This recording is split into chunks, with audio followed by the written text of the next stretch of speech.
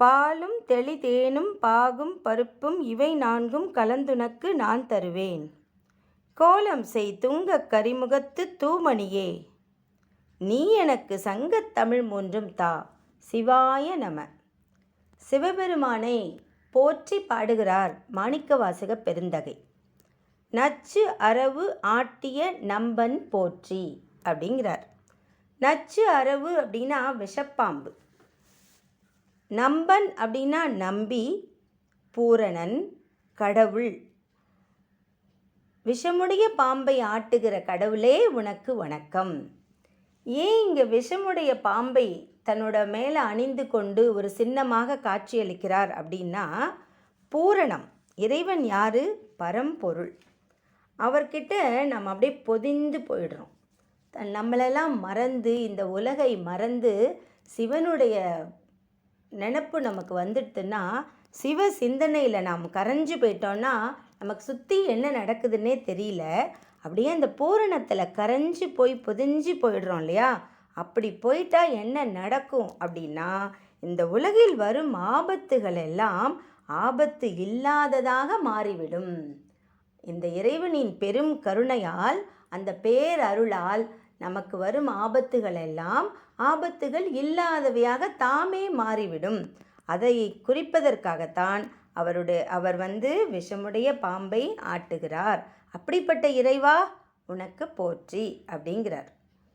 அடுத்தது, பிச்சு எமை ஏற்றிய பெரியோன் போற்றி அப்படிங்கிறார். மாணிக்கவாசக பெருமான் என்ன சொல்கிறாரு?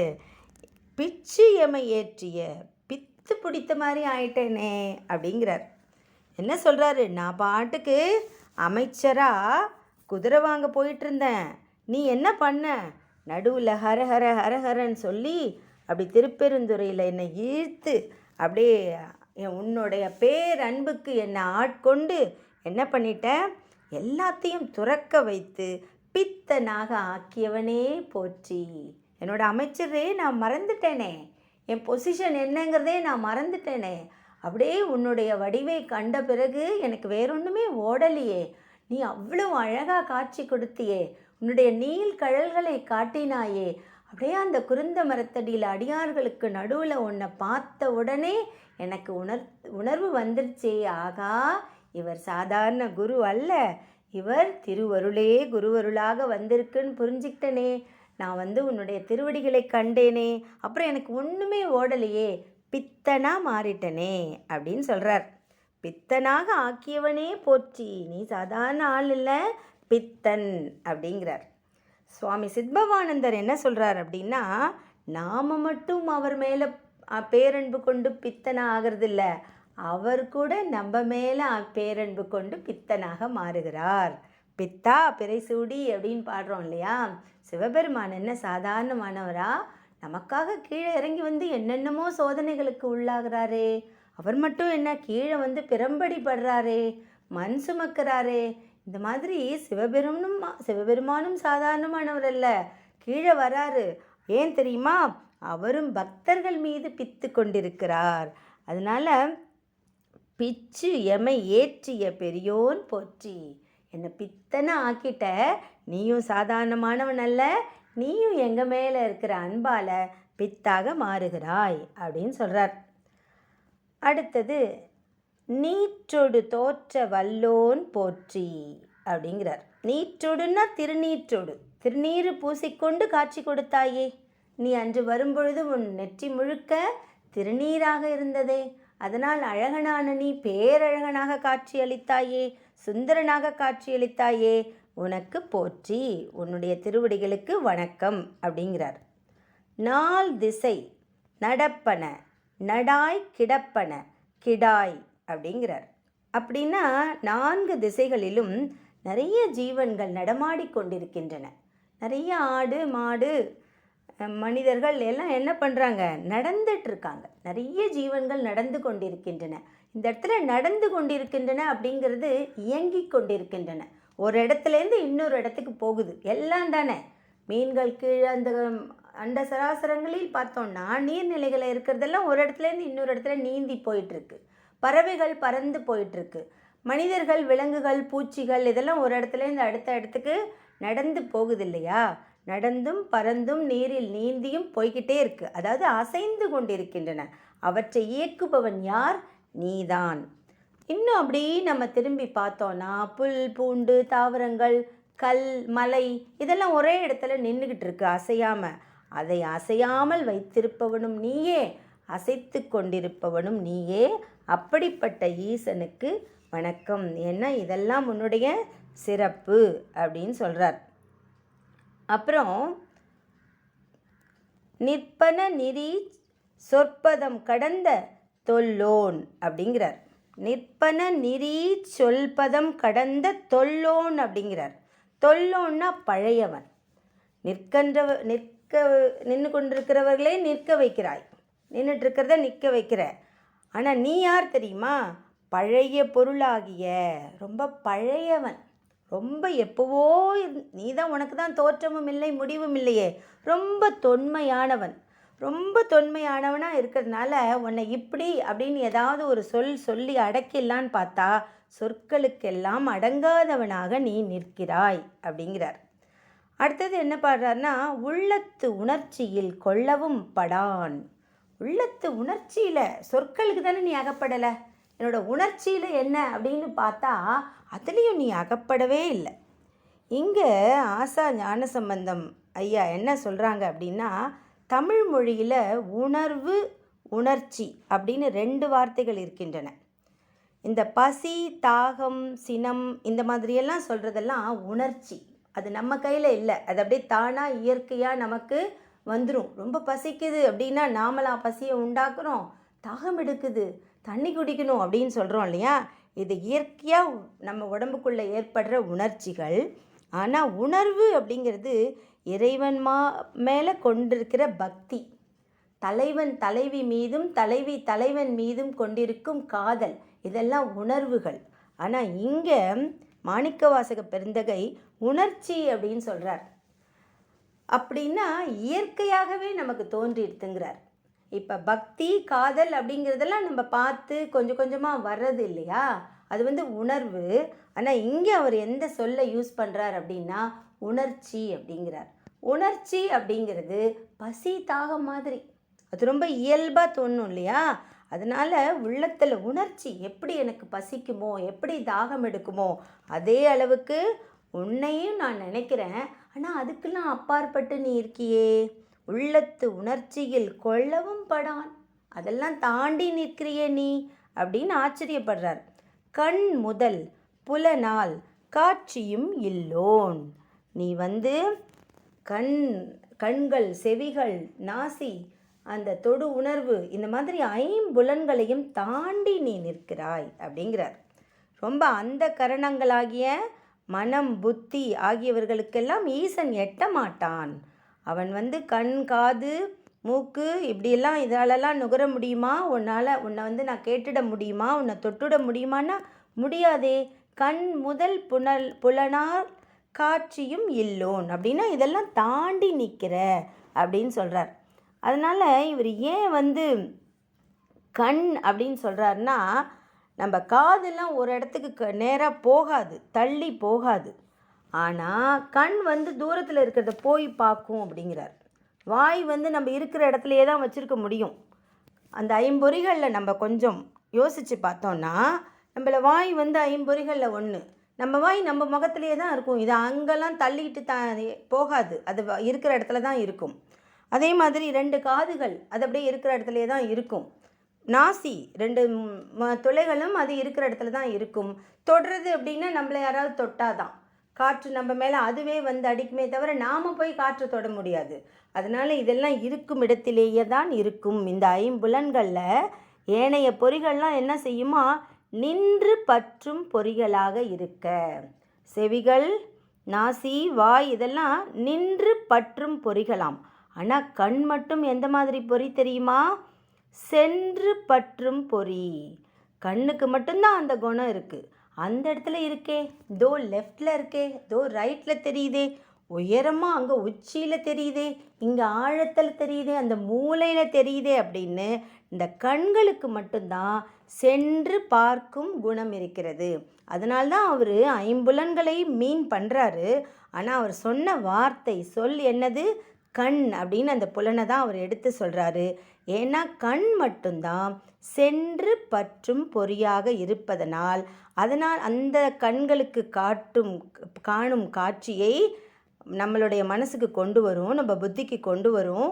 ஆனால் இறைவன் அதற்கெல்லாம் புலப்படாதவனாக இருக்கிறானே, ரொம்ப தூரத்தில் இருக்கிறானே, அப்படியெல்லாம் உன்னை புரிஞ்சிக்க முடியலையே அப்படின்னு சொல்கிறார். அப்புறம் என்ன பாடுறாருன்னா, விண் முதற் பூதம் வெளிப்பட வகுத்தோன் அப்படிங்கிறார். நீதான் ஆகாசம், விண்ண ஆகாசம் தானே, அதில் தானே ஐம்பூதங்களில் முதல் பூதம் ஆகாசம் முதலிய ஐம்பூதங்கள் இந்திரியங்களுக்கு எட்டும் வண்ணம் ஈசன் நீதானே படைத்தாய் அப்படிங்கிறார். இந்த இடத்துல தனது யதார்த்த நிலையில் ஈசன் கருவி கரணங்களுக்கு எட்டாதவன். அது மட்டும் அல்லாமல் ஐம்பூதங்களை நீ கொண்டு வந்த. அப்போ அவர் என்ன சொல்கிறாருன்னா, ஐம்பூதங்கள்ங்கிறது ஸ்தூல நிலை. அது எதுலேருந்து வந்தது அப்படிங்கிறதா சூட்சமத்திலேருந்து ஒன்று ஒன்றா கொண்டு வந்த அப்படிங்கிறார். நாதம் இருக்கு இல்லையா, ஓசை, அதுலேருந்து நீ ஆகாசத்தை கொண்டு வந்தாய். அப்புறம் தன்மாத்திரை அப்படிங்கிறாங்க. அதை ஆகாசத்தை எதுலேருந்து கொண்டு வந்த? ஓசையிலேருந்து கொண்டு வந்த.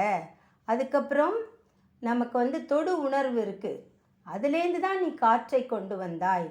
நமக்கு பார்க்கிற ஒளி இருக்குது, அந்த ஒளியிலேருந்து நீ தீயை கொண்டு வந்தாய். அதுக்கப்புறம் சுவை இருக்குது, அதுலேருந்து நீ நீரை கொண்டு வந்தாய். அதுக்கப்புறம் நாங்கள் முகந்து பார்க்குறோம், நுகர்ந்து பார்க்கறதுக்கு நீ நிலத்தை கொண்டு வந்தாய். அந்த சூட்சமத்திலிருந்து ஸ்தூலத்தை கொண்டு வந்தாய். அது எதற்காக அப்படின்னா, மனிதர்கள் உணர்ந்து கொள்ளணுங்கிற பெரும் கருணையினால் தான் நீ அதை பண்ண அப்படின்னு சொல்கிறார். விண் முதல் பூதம் வெளிப்பட வகுத்தோன், நீ தான் ஒன்று ஒன்றா ஐம்பூதங்களையும் படைத்தாய். எதற்காக அப்படின்னா, மக்களுக்காக பெரும் கருணையினால் அதை படைத்தாய்.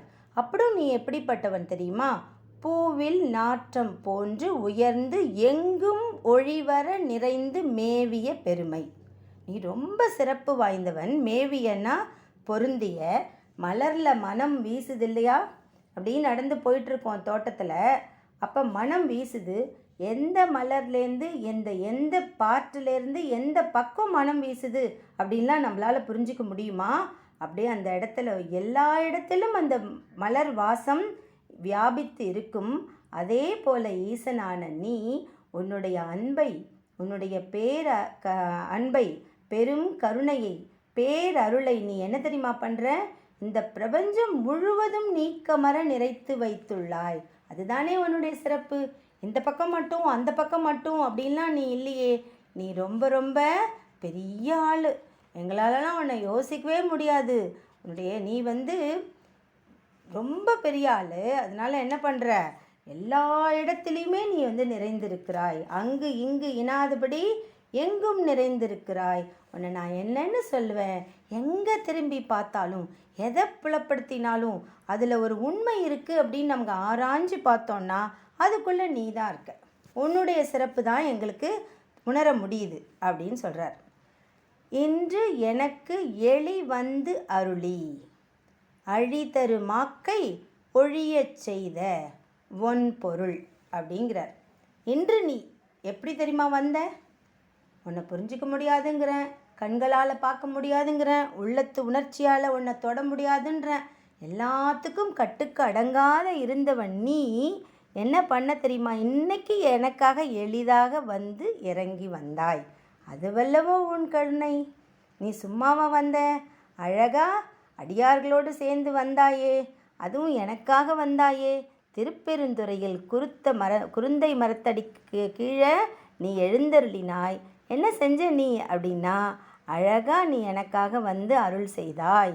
நீ ரொம்ப தூரத்தில் இருக்கிறவன், ரொம்ப உயரத்தில் இருக்கிறவன் அப்படிலாம் நினச்சிட்டு இருக்கும்போது, எப்படி ஒரு மலர் எல்லா இடத்திலும் தன்னுடைய மனத்தை வீசுகிறதோ, அதே மாதிரி உன்னை எங்கன்னே தெரியாமல் நாங்கள் தேடிட்டு இருந்தேன், தவிச்சேன். என் மனசு முழுக்க உன்னையே நினச்சிட்டு இருந்தது. ஆனால் நீ என்ன செஞ்ச? அழகாக கீழே இறங்கி வந்துட்ட. எப்படி வந்த? குருவாக வந்தாய். குருவின் அருள் அலைகள் என் மேலே வீசுச்சே. எப்படி வாசம் வீசுமோ பூவிலிருந்து, அதே மாதிரி உன்னுடைய அருள் அலைகள் என் மீது வீசின. அதுதான் என்னை உன்கிட்ட இழுத்துட்டு வந்துருச்சு அப்படிங்கிறார். அதுதான் அவர் என்ன சொல்கிறாருன்னா, இன்று எனக்கு எளிவந்து அருளி, அழகாக எளிமையாக கீழே எனக்காக நீ அருளினாய், அதை நான் என்னென்னு சொல்லுவேன் அப்படின்னு சொல்லிட்டு, அழிதரும் ஆக்கை ஒழியச் செய்த ஒன் பொருள். நீ என்ன தெரியுமா பண்ணிட்ட? இந்த வெறும் அழிய போகிற ஆக்கை, இந்த உடம்பை நான் வச்சிட்ருக்கேன், இது எந்த நேரமும் அழிந்துடும்னு எனக்கு தெரியும். அப்படி சாதாரண புலன்களுக்கு பொறிகளுக்கு உட்பட்ட இந்த யாக்கையை நீ ஒழியச் செய்தாய். ஒழியச் செய்தாய்னா என்ன? பசு கரணங்களோடு கூடியிருந்த யாக்கையை, இந்த உலக பொருள்களின் மீது பற்று கொண்டிருந்த இந்த யாக்கையை ஒழித்தாய். ஒழிச்சோடனே என்னடா இப்படி ஒழிச்சிட்டியே அப்படின்னு நான் நினச்சா, அடுத்த செகண்ட் நீ என்ன தெரியுமா பண்ணிட்ட? இப்பொழுது பதிகரணங்களுடன் கூடிய யாக்கையாக மாற்றி விட்டாய். அதை நான் உணர்ந்துட்டேன். இந்த உலக பொருள்கள் மீது ரொம்ப விருப்பம் கொண்டு பற்று கொண்டு இருந்த சாதாரண சிற்றின்பங்களில் நாட்டம் உள்ள இந்த உடம்பை, இந்த அழிய போகிற, இந்த ஒழிந்து போகிற இந்த உடம்பை உன் பேரருள் என் உள்ளத்தில் இறங்கின பிறகு நான் உணர்ந்தேனே. எனக்கு அப்படியே உடம்பு முழுக்க அது பரவசம் பரவுச்சே. அதை என்னால் வார்த்தைகளால் விளக்க முடியலையே. அப்போ நான் உணர்ந்துட்டேன். எதை உணர்ந்துட்டேன்? இது அழிய போகிற உடல், இந்த சிற்றின்பங்கள், இந்த உலக பொருள்கள் மீதெல்லாம் பற்று கொண்டிருந்தன, அதெல்லாம் சுத்தமாக என்னை விட்டு போயிடுச்சு. இப்போ எப்படி தெரியுமா இருக்குது? உன் மீது தான் எனக்கு பேரன்பு விட்டது. பசுவிலேந்து ஒழித்து பதியின் மீது நாட்டம் கொள்ள நீ என்னை செய்து விட்டாய். அப்படின்னா நீ என்னை ஆட்கொண்டு விட்டாய். இந்த இடத்துல ஒழிய செய்த ஒன் பொருள் அப்படிங்கிறார். ஒன் பொருள் அப்படிங்கிறது நீ அப்படிங்கிறத விட உன்னுடைய பேரருள் அப்படிங்கிறார். அந்த பேரருள் அப்படிங்கிறதுனால தான் பொருள் அப்படின்னு சொல்கிறாரு. அந்த உன் பேரருளாலே நான் மாறிவிட்டேன், என்னுடைய உணர்வுகள்லாம் மாறிவிட்டன. அந்த அருள் அலைகள் ஈடு இணையில்லாமல் இருந்தது. அது என்ன பண்ணுச்சு? மாற்றிடுச்சு. உள்ளத்திலேயே தங்கி இருந்தாய். அந்த குருவே நீ இறை அனுபவத்தை ஏற்படுத்தி விட்டாய். உள்ள களிப்பை என்னை உணரச் செய்தாய். ஆனந்த அனுபவம் என்னை ஆட்கொண்டது அப்படிங்கிறார். சரி, அந்த மாதிரி உள்ள வந்துருச்சு அந்த அன்பு. அப்போ என்ன தெரியுமா ஆச்சு எனக்கு? ஆற்றா இன்பம் அலர்ந்து அலை செய்ய போற்றா ஆக்கையை பொறுத்தல் புகழேன். நான் சாதாரண மனுஷன்தானே, நீ பேரொளியாச்சே. இந்த உலகை தோற்றுவித்து இயக்குபவன் ஒடுக்குபவன் நீ அல்லவோ. நீ என் மேலே பெருங்கருணை வைத்து கொண்டு நேராக கிடுகிடன் கீழே இறங்கி வந்துட்ட. குருவாக உட்காந்துட்ட. டக்குன்னு நான் பாட்டு குதிரை வாங்க போயிட்டு இருந்தேன், என்னை உள்ளே கூப்பிட்டுட்ட. நான் உன்னை பார்த்தோன்னே எனக்கு புரிஞ்சிடுத்து. என்னுடைய உள்ளம் உடனே மாறிடுச்சு. என் மனசு உன்னை புரிஞ்சிடுச்சு. என்னால் புரிஞ்சிக்க முடிஞ்சுது. நான் உணர்ந்தேன், இது சாதாரணமான குரு அல்ல, இந்த திருவே குருவாக வந்திருக்குங்கிறத நான் உணர்ந்துட்டேன்.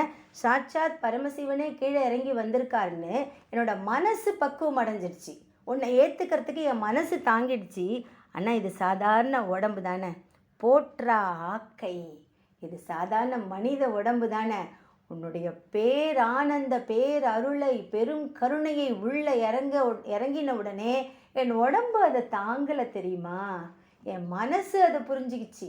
என் மனசு ரொம்ப வலிமையாக, ரொம்ப பக்குவமாக, ரொம்ப அன்பாக, பேரன்போட உன்னை ரிசீவ் பண்ணிக்கிறதுக்கு தயாராகிடுது. பேரானந்த அனுபவமும் பரவசமும் பரமானந்தமும் என்னோட மனசு அடைஞ்சுது. ஆனால் என் உடம்புக்கு ஏற்றுக்கவே இல்லையே. நான் சாதாரண மானுட உடம்பு தானே.